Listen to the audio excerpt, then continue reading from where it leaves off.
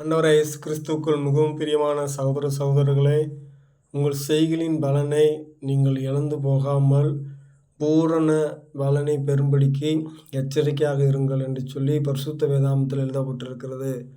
அருமையான சகோதர சகோதரிகளே, அம்மே பூரண பலனை நாம் பெறும்படிக்கு எச்சரிக்கையாக இருக்கணும். ரெண்டாவது, உன் செய்கையின் பலனை இழந்து போகக்கூடாது. இந்த ரெண்டையும் நம்முடைய வாழ்க்கையிலே நாம் பெற்றுக்கொள்ள வேண்டும் என்று சொன்னால், குமாரனை கோபப்படுத்தாமலும் நம் வழியில் அழியாமல் இருக்கும்படிக்கு அவரை நம்ம என்ன செய்யணும்னா முத்தம் செய்யணும். கொஞ்சம் காலத்திலே அவருடைய கோபம் பற்றி எறியும். அவரை அண்டிக் கொள்கிற யாவரும் பாக்கியவான்கள்.